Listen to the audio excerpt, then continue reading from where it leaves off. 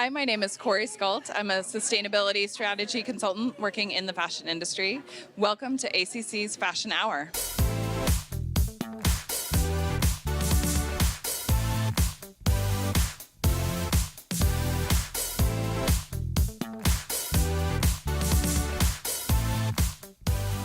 Hello and welcome to Fashion Hour at the Austin Community College Fashion Incubator. We're really happy to have you. My name is Nina Means. I'm the director here at the Austin Community College Fashion Incubator. We're a brand new program.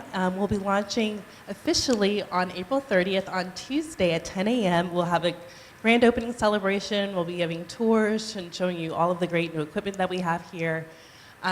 One of our things is that we always want to talk about how we started briefly, is that we are here because the city of Austin created an opportunity with the Austin Community College to create an opportunity for us to build local industry here in Austin. So they really saw fashion as a growth area here, and so it was an opportunity for them to collaborate with a high technology partner, Gerber Technology, to be able to present a new solution for how we do business in fashion. So we really wanted to leverage the technology component of what Austin does so well, but we really wanted to say how we could actually bring that together with the fashion industry. So I wanted to get a chance to just tell you briefly about our space. We do have some equipment here that has sharps, so please observe any signage around those machines just for your personal safety. We also wanted to let you know that we do have, this is an active student space, and so you may see students actually actively learning and working on projects here. So, be considerate of our students as well. I wanted to just briefly also let you know that we are on Instagram. And so if you want to follow us, our Instagram handle is ACC Fashion Incubator. And today we are doing where we'll actually tag you. If you're tagging us, we'll feature you in our Instagram stories. So if you go ahead and take a photograph, or you are doing a short run video, tag us and we'll actually put you on our Instagram story today. We also wanted to let you know that you can also find us on Twitter, Facebook, and LinkedIn at the same handle. So it's all the same handle for you to find us there. I do want to talk about our topic. We have a really exciting topic today. It's on sustainability. And sustainability is something that we're really seeing in fashion is really coming front and center as something that has to be addressed now. We've really seen so many unfortunate circumstances that we'll talk a little bit about later with how our clothes are currently being made. But I think we have a lot of opportunities here to do business differently. And so we really want to push the envelope in this conversation about sustainability with our guest that I'm happy to introduce. We have two experts here on sustainability in our local Austin industry. The first is Cory Skuldt. She is a local strategist when it comes to consulting and supporting apparel brands and supply chain partners in developing a comprehensive and brand-aligned approach on sustainability. She does projects to include triple bottom line impact modeling, sustainability growth strategy, circular business model innovation, and so much more. She's worked with a variety of companies and NGOs, including Eileen Fisher, Patagonia, Outer Known, Ultra Fabrics, and Textile Exchange.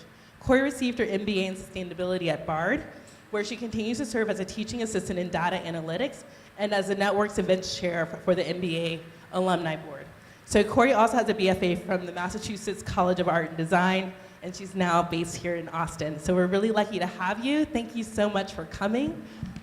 Thank you, Nina. Glad to be here. We also have Michelle French. Michelle French is the production coordinator here at the Austin Community College Fashion Incubator. She has come to us, she's a UT grad, and so hook 'em horns, right? For you. We are river bats here. But we're happy to play in the sandbox with all of our educational partners. We're really happy to have her. She's got a really great background in global supply chain management. She's completely understands the logistics that are required to help us to be more sustainable in the way that we build our programming. She's managed sample rooms. She's worked with as a senior designer and for manufacturers as well. And so she's really kind of covering both the design as well as the manufacturing side, and it really helps us. And as we're building our programming here to be able to support that growth. So I'll let her speak more on that later. So as we're getting started here, I pulled a few, this was actually from Cory's generous content that she shared with us from an organization called Remake. They're really kind of showing us how the consumer connects with the product and what we can do as consumers to help drive sustainability. Oops. So Remake, the lives behind what we wear. 100 pairs of hands touch your jeans before they even get to a store. 2,720 liters of water were used to make your favorite tea. 75 million lives work to make our clothes. 80% of fashion industry workers are women. 1 in 7 garment workers in Bangalore experience sexual harassment. If we get to know her, we can change her life. What if the things we put on our bodies reflected our value system? So we'll just give that a second to sink in. So Cory, it's so nice to have you. I'd love for you to kind of tell us a little bit more. First of all, thank you for these slides. I think this really helps to paint and frame what we're going to be talking about today. But could you tell us a little about how you began in your career and just how did your interest in sustainability in the fashion industry get started? Yeah, absolutely. So I had a sort of long and winding path, an unusual approach to this industry. You'd mentioned my background as an undergrad was in art and design, and I actually worked in textiles, but wasn't really connected to the fashion industry as a business at that point. I worked in environmental nonprofits for 10 years and in apparel resale. And when I went back to school for an MBA in sustainability, that's actually what kind of shifted to me working within the fashion industry. My first year in that program, I started a project with Eileen Fisher, working on a growth plan for their circular business model, and it felt like all of the pieces fell into place of everything that I had worked on around environment and social organizing, and my love of textiles and fashion design.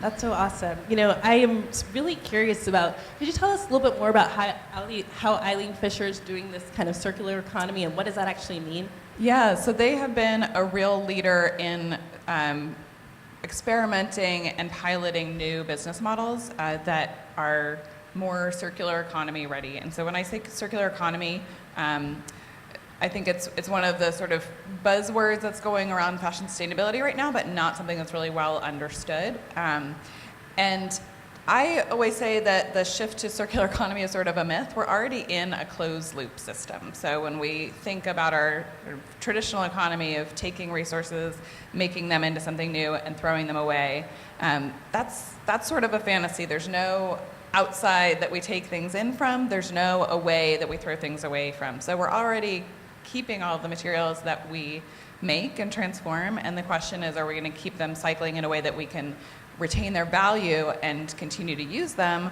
or in a way that sort of destroys their value?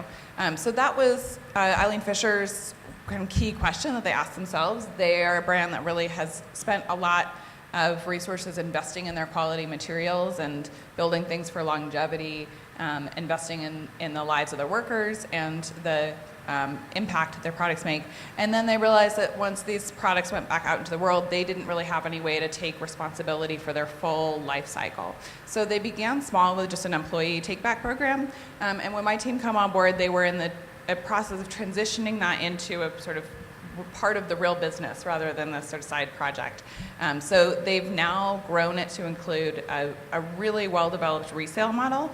It's very different than your sort of average thrift store experience. They're taking back clothing, inspecting every piece, professionally cleaning it, and reselling it if it's in perfect condition. That's their Renew line. And then the pieces that are not perfect, some are going into feedstock for recycling into making new yarn, and if they're in between, that sort of could be still used as a textile but aren't in perfect condition as a garment, they're actually doing these incredibly beautiful designs, deconstructing and remanufacturing into new pieces.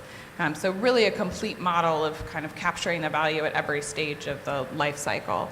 And there's a lot of companies now that are sort of starting to follow in their footsteps, but they've really invested in developing that model and experimenting with it. That's awesome. That's great. I mean, I feel like she's really a leader, you know, and how, you know, businesses can kind of take charge of their inventory and really make it work for them. You know, I think that people have really responded to Eileen Fisher for that reason.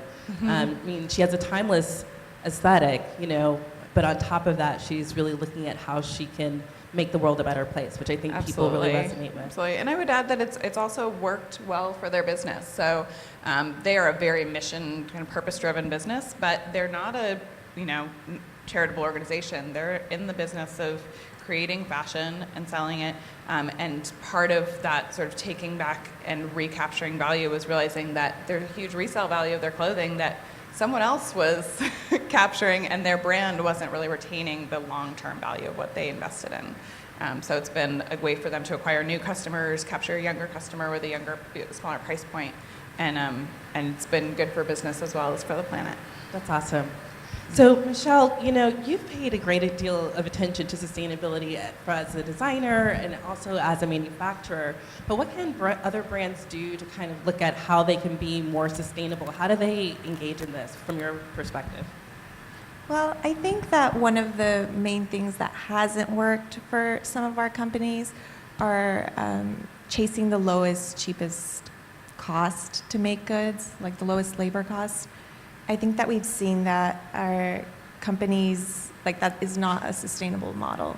Right. So a really good example of that was in 2013 when an 8-story commercial building collapsed. It was a garment manufacturing facility. And we all looked to the company to figure out, why is this happening? What is going on? And I think that kind of led to a lot of changes.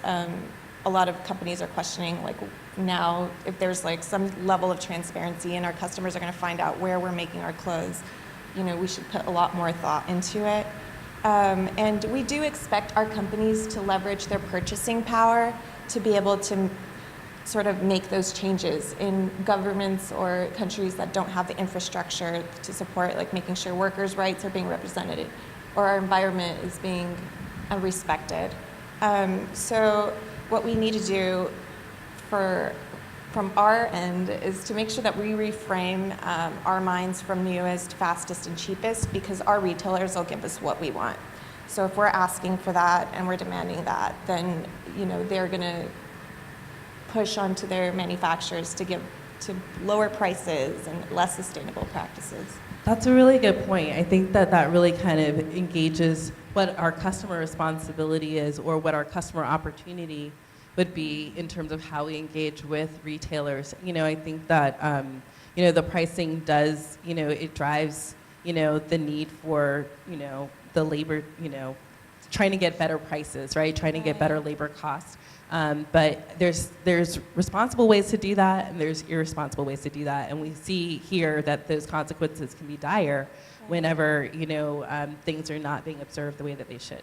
Yeah, 1,100 people passed away in that event, and you definitely see the ripple of our choices and our demands go back up the supply chain. So on the supply chain, can you tell us a little bit about what happens along the line? Sure. This is a very simplified apparel supply chain, and it talks about pretty much the main steps. A raw material, like your cotton fiber, gets spun into a yarn and woven into a fabric. Then you have the product development design, product development and production part of apparel, which is what we do here at the incubator for our emerging designers. Then distribution, retail, and use. So in this circular model system, you know, we're kind of looking back and sort of purposefully trying to make sure that our designers are designing with the end user in mind, but also what's going to happen in the next step. How can they reuse the materials or reuse their garments? How can you alter it? How can you modify at the end of its life cycle to give it a new life cycle so that it doesn't just go into the garbage? Yeah. Do you find that this is something that designers can do relatively easily, kind of in the emerging steps? And at what steps during the product development process do you think that they could engage this opportunity to think about where can we be more sustainable? What do we do? It definitely starts in the concepting phase. From the very beginning, if you are thinking about what materials you're using. Is it bamboo, hemp, cotton, silk? Obviously, it has to be, appropriate for the function of the garment. If it's active wear, it'll definitely go, with a synthetic. But if you are thinking about, very purposefully each component, what it looks like in production, who's touching your materials, who's touching your garment all the way down the supply chain. How is it affecting the workers? What will happen at the end of it? How will your materials go back into the earth or be reused? And it definitely starts there. For our emerging designers, we're encouraging them we're going to provide a fabric library that has weighs in with a lot of sustainable fibers and materials, so that they can start or have more readily access to those materials when they're starting to develop. Additionally, we're also pushing onto, this is like the full product life cycle. Start with that versus just the inspiration. Look at all of the different phases. And we definitely leverage our use of technology here in the incubator. We have great resources and great tools for our designers. We have our unique PLM, or product lifecycle management system, and our 3D apparel system, so that they can start envisioning what their garments are going to look like without having to use the resources to see whether it's going to fit appropriately, if it's going to drape appropriately, and see, be able to make adjustments in a more sustainable way. Absolutely. So Cory, how does circular economy kind of come into play here? Like, are there any myth-busting opportunities here? Because I think that we have our ideas about what it means for a designer to be sustainable, but I think there may be some things that we may not know. Yeah, absolutely. So a few of the sort of stages that Michelle's touched on are really important places to think about, to really investigate what that end of life or end of use material is. So a lot of us assume that if something is a natural fiber or a leather or cotton, or that it will eventually biodegrade, but what happens in between that fabric weaving stage and production is the dyeing and finishing stage, that it puts a huge amount of chemicals, coatings onto our fabric that make them have the performance aspects that we enjoy, but make it so that they do not safely go back into the earth. So even with a natural fiber, we need to be asking questions from our manufacturers and as designers, as to what does the real end of life look like. And certainly when it comes to synthetic fibers, a great talk I heard recently by someone who's working on polyester recycling technology, which is very nascent, not at commercial scale yet, said he's a reformed clothing manufacturer when he realized once that he felt like he was putting a good product out into the world, but when he realized that every garment he made was still going to be there for his great-great-great-grandchildren's children to have to deal with, that it made him look at those garments in a different way. And everything that he put out in the world, he had to really consider, is this so beautiful and so precious that it should last for hundreds of years? And if not, I need to have a different plan for its end of life, if it's a sort of ephemeral of the moment product. So as I mentioned, one of the big myths is that recycling is, the boxes that we put our clothes in that say recycle at various take-back options. Less than 1% are being recycled into new fibers. There's a lot of great work being done in that technology development, but it is not at commercial scale yet, and there's very few companies that are really working with it. So those are mainly being sold overseas, and we're kind of flooding overseas markets. Yeah, that's really interesting. We found this image here just kind of highlighting, kind of how a lot of this one I think is a bit more curated and organized, but it does kind of come in a variety of ways where you see them in street markets and various places where I think people are making attempts to reutilize the goods, but there are still quite many that are actually ending up in landfill still, correct? Yeah, absolutely. And there is a very efficient resale market. So I would say, something being sold overseas is far better than it going in landfill. However, if we're not tracing that down the downstream supply chain and seeing where it ends up and what happens to it at its end of life there, if we're selling it into markets where there is no infrastructure to collect, and it is ultimately ending up in the landfill, and in the meantime doing a lot of damage to local clothing economies. So it is certainly better than landfill, but it is not a perfect solution. It doesn't absolve us of our need to be more thoughtful in our consumption. So we need to be choosing what we purchase very carefully, and really making a commitment to treasure it, to own it, to value the work that has gone into it from those 100 people along the supply chain and the vision of the designer, and really treasure it and maintain it. Yeah. One of the things that I've been seeing pop up more recently are things like ThreadUp and the Real Reel. Are these good solutions for us? And if we are looking for ways to reutilize garments, is this something that kind of helps with this scenario? Yes, absolutely. I think that all of these are great avenues and channels for us to look into, especially when it comes to like fast fashion and purchasing things that might be more trend oriented, where you could resell it back after you've used it a few times. And then, purchase from there too, in this endless cycle of reuse. Yeah, I'd say it's a big part of the solution. We have to be looking at sort of maintaining garments' use as long as possible, and then also looking at their end of life. But yeah, I treat thrift as my fast fashion. I know even if I convince all of you not to buy fast fashion ever again, there's still going to be plenty of it in the thrift stores. So if I have that desire to sort of try a new trend, I'm going to buy it from the thrift store and then donate it right back when I'm done, and make sure I'm not driving new production of more and more, because our production levels are just completely out of control. And then the money that I save shopping mostly thrift, I'm investing in really thoughtful designers who are doing things the right way and producing responsibly.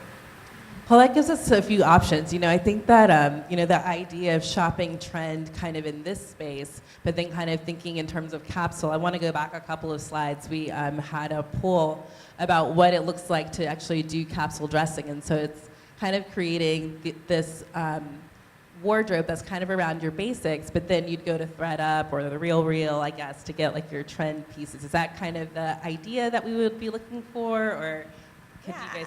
I think that's a great way to build your wardrobe. You have all of your staple pieces and you reuse them and mix and match. And I think we're going to encourage our designers to sort of create assortments and collections this way, so that you can build collections based on multiple pieces that work together, and shop designers that or feel confident that have done their due diligence in their supply chains. And so the trendier pieces we can leave to Real Reel and ThreadUp. That's definitely a solution. I think, I think for the average consumer, we want to know, how do we engage in this? If I want to support the idea of being sustainable, sometimes the idea of being sustainable may feel like a luxury. If am I going to really invest in a piece that's going to, kind of last me for a lifetime? Which thing do I buy? How do I buy it? But in this sense, it seems that this becomes a little bit more attainable in the way that ThreadUp allows you to shop similar to the way that you would shop anywhere else online. So you don't have to go dig through a lot of different things. It's all kind of there for you to see it online. It makes it a little easier. But then it doesn't put as much pressure on your investment pieces either. It gives you some opportunities to kind of change your mind, or, fix it, try a new idea. And social media is a little bit challenging too. I think now everyone's looking on Instagram like, oh, she wore that last time, and so there's a little bit of, consumer pressure, I think, to look new. So do you think that ThreadUp and the Real Reel kind of help us solve that issue, or do you think we just need to overhaul in the way that we think about how we consume our goods altogether? What would you guys say for consumer behavior?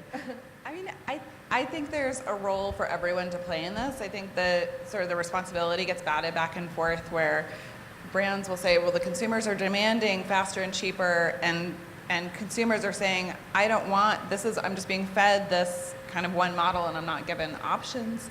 And I think there's a role for everyone to play in the kind of simultaneously changing that system. But I would definitely encourage folks to really look at the full range of resale. Everything from, my baseline is my local thrift and consignment shops. And it's just kind of digging around, experimenting with which one you like and what has the kind of selection that you like, and supporting your local economy in that way. And then when there's like a specific piece you're looking for, maybe you try the online options. ThreadUp is sort of mid-range for that sort of piece.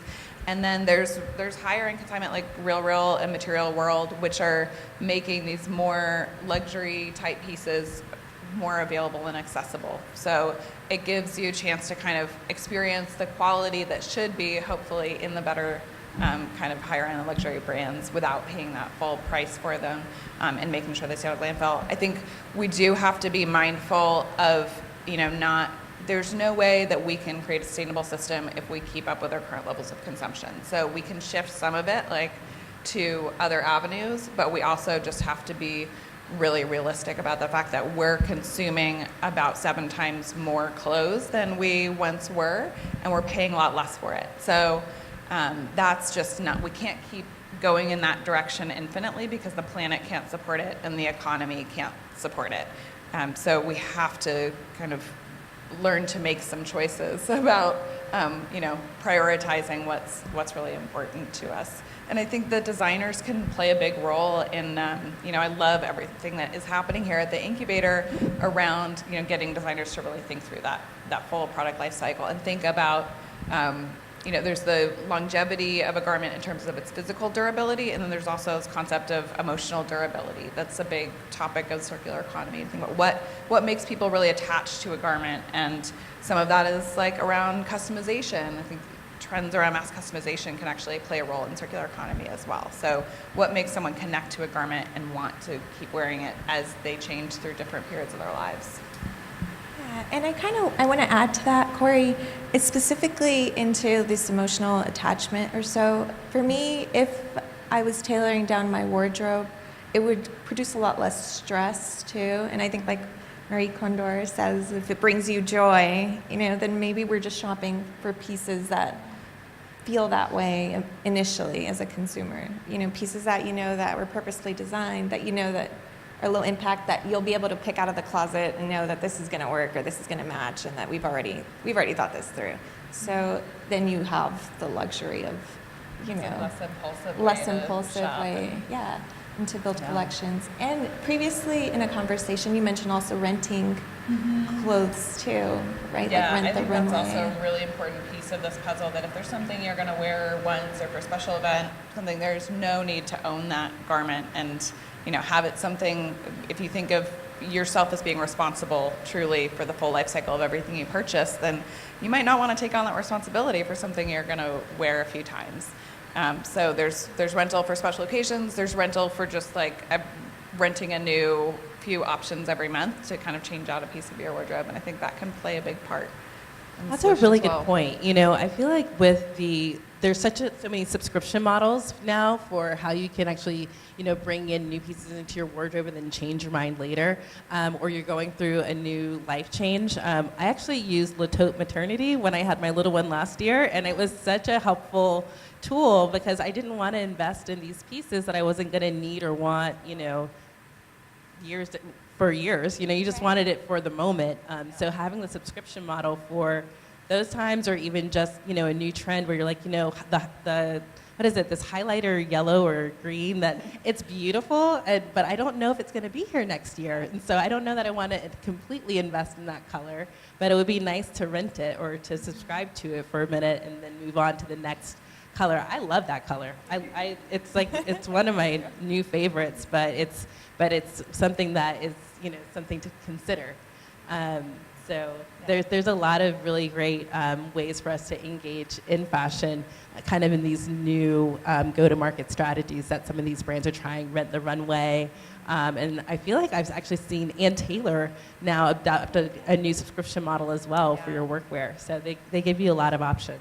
Yeah, it's really, I think this is kind of the year when the model has really been proven by these leaders, and everyone is jumping on the bandwagon now. And I think we'll have to sort of wait to sort out who's doing it really well and who's just sort of jumping on the trend.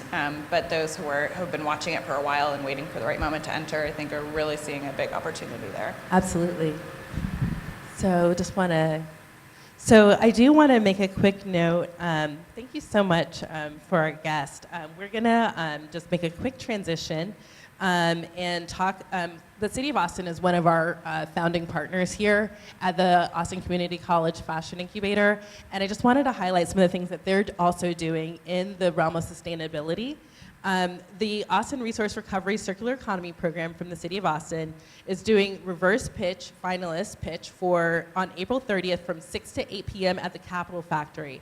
So this is a reverse pitch competition where they basically provide resources and materials that need to be utilized, and then they solicit designers and makers from the community to tell them what they can do with with these resources. So this is something that we want to support and to let you know is going on. So April 30th from 6 to 8 p.m. at Capitol Factory. You can find more information at reversepitch.org.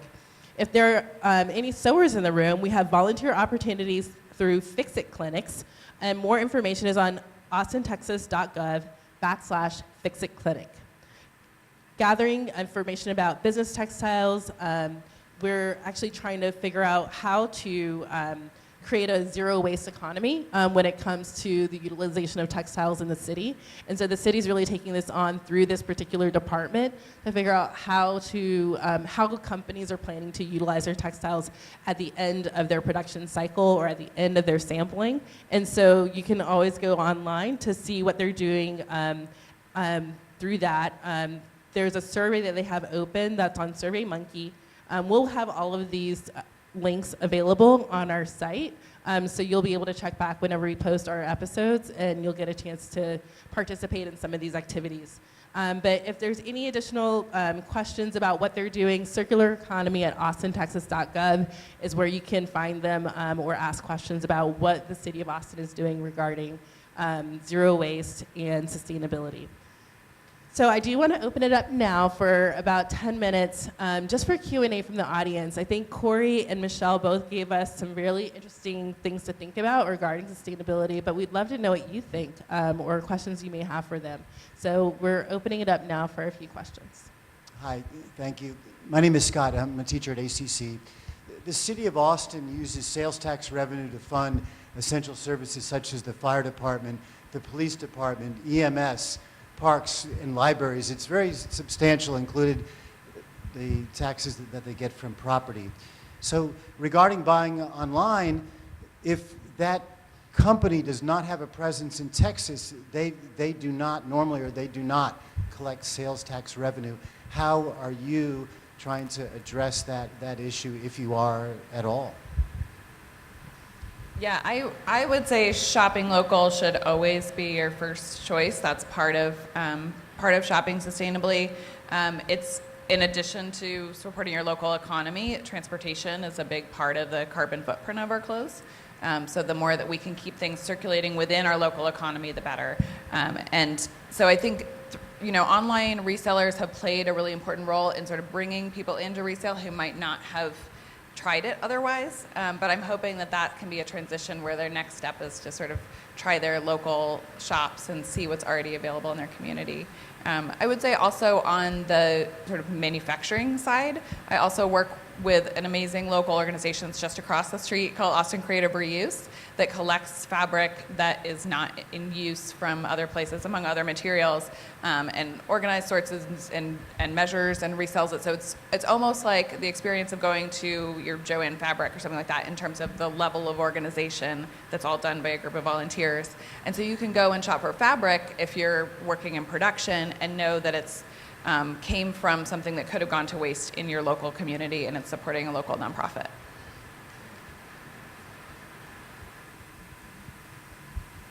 Thank you so much.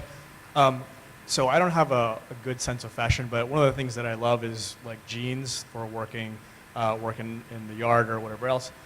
Things tear. So I'm curious about disassembly and like buying a pant leg or a pocket or whatnot, just so that I don't have to throw that pair of jeans out. Yeah, I think one of the, a way to address that would be through patchwork mostly. We have so many different available options for denim now, in terms of purchasing one or getting, maybe a pair that doesn't fit or something from your neighbor or so to be able to patch. And I think just your local alterations company could probably support you with that. There's also, it's something that's done in those fix-it clinics. So there's people who are experienced in that sort of thing and will kind of not do it for you, but kind of walk you through if you want to learn something about mending yourself. Miranda Bennett Studios, who's also a local designer and produces locally, is starting a once-a-month Mending Mondays at her shop on East 11th. So that's another one to check out if you're kind of interested. And there are some great local denim. I mean, denim can be really challenging around the seams. But there's a couple of folks producing denim locally in very tiny little shops that I'll try to get links to you guys so we can share them on the site also. So those might be good resources. But certainly commend you on wanting to fix your goods. Same thing related to his, like with workout stuff, like tours and stitches. How would you relate to that? Could you repeat the question? Same thing related to his with like the pant leg, but with like workout stuff. How would you? I think we'd probably recommend the same resources to help you mend your clothes. Same thing goes for like tours and holes and all that stuff. Mm-hmm. Yes. Yeah, and those are really challenging materials to work with also, and tend to be fabric blends, which make them hard to recycle. So we do want to keep them circulating as long as possible. But One of the things that I would also add is that for the continuing education department here in community programs, we have an incredible group of classes that would help you to learn how to do some of these activities on your own, and they're in short run format. So you get a chance to learn how to use the machine, how to what kinds of fibers and textiles work well together. So you may come up with something that's even more interesting than just adding another patch of denim or another piece there. But you'll know how that fabric interacts with your garment already. But we have really great classes that are available. If you go onto the Fashion Incubator website, we link all of the fashion courses that are available through community programs, the new associate degree, and in fashion marketing. And so there's a lot of different classes that we offer to be able to help support our local community to be able to keep using their garments that they love over and over again. I checked out your Facebook page for the wearables program that you work with, and I noticed that it's based in New York. Do they plan on expanding to any other cities, or what's your suggestion in starting something like that in Austin? for Wearable Collections, For the yeah, recycling so they program. actually are considering expansion to Austin. Their model is in-building collection, which hasn't been relevant here until very recently. We haven't had apartment buildings in the same way that New York does. There is actually a company that operates, it's based in Ohio, but operates locally called Simply Recycling, which is a similar model, but they actually do curbside pickup. I'm not sure if that's continuing. It's a program with the city of Austin, and I'm not sure if it's extending into next year. They were in a sort of pilot phase, but Simply Recycling does a pretty similar model. And then I would say your local thrift stores are always your best bet.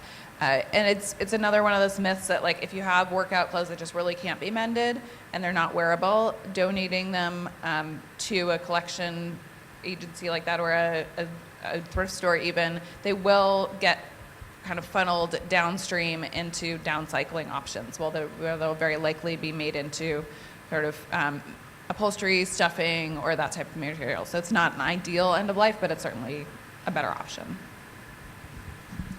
Hi, this is on? Anyways, as you know, America is 5% of the global population, but we consume 24% of consumables.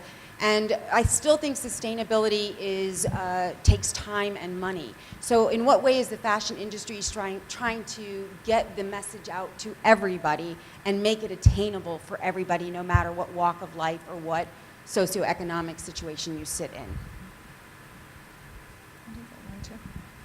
I mean, you're 100% right, and I think there's a couple of responses that I would give to that.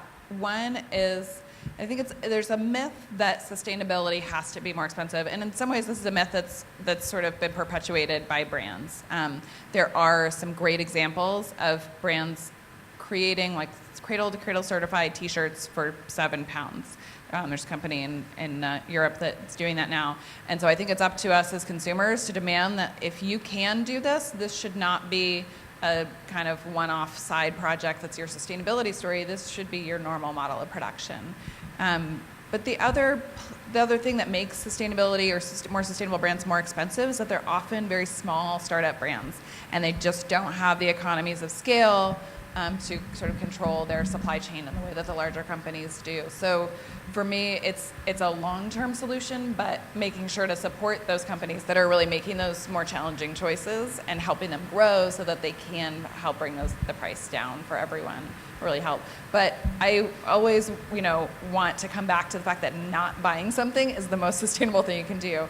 So we're not going to, purchase our way to a more sustainable world. So, I don't ever want sustainability to seem like this aspirational thing that, only people at a certain income level can afford, when the most sustainable thing we can do is to not purchase something that we're not going to love forever. At the end of the day, it'll be whatever we're demanding from our retailers that they'll provide us. So if we're purchasing purposefully, then they'll start looking or purchasing from their manufacturers or creating things that are more sustainable.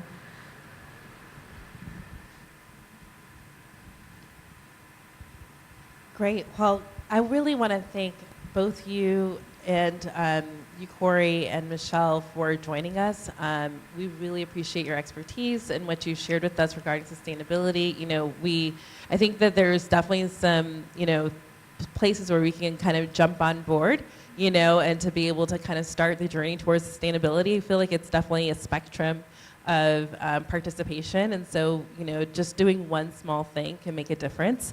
But to your point, it is it's a long-term change that's happening throughout the way that we kind of consume our materials. So I just want to say thank you so much. Can we give them a round of applause?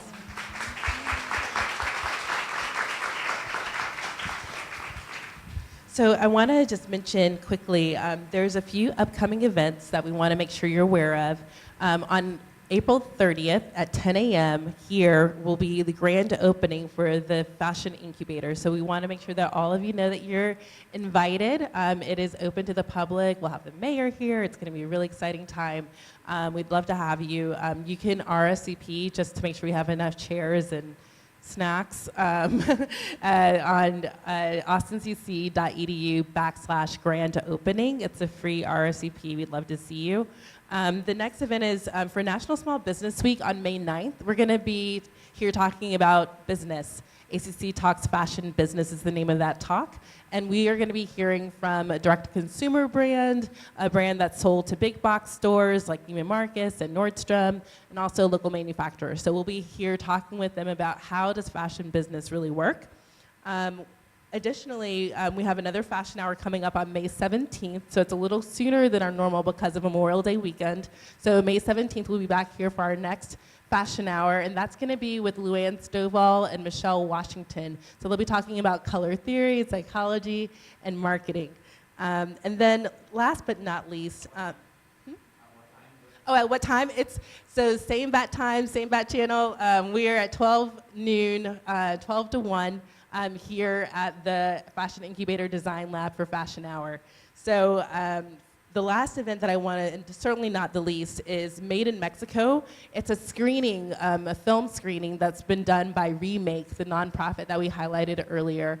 And they're really talking about what's happening in terms of the creation and production of garments and the women who are involved with that. So it's going to be a really meaningful film screening that I think you'd really enjoy. It's going to be followed up with a panel discussion, so very indie film documentary feel. That's going to be June 6th. You can get the details on Sustainable Fashion ATX. So if you Google that, they should be able to find it, right, Cory? Yeah. Okay, great. So that's it for our upcoming events. Again, where to follow us today? We are on Instagram, Twitter, LinkedIn, Facebook at the same handle at ACC Fashion Incubator. If you tag us today, we will add you to our Instagram story. We'd love to highlight what you saw today. And then lastly, if you've missed the first 2 episodes of Fashion Hour, they're available on Channel 19 on ACCTV on Spectrum. And we are going to be posting this on Spectrum as well. This is episode 103 for Fashion Hour on sustainability. So thank you so much for coming, and we'll see you guys next time.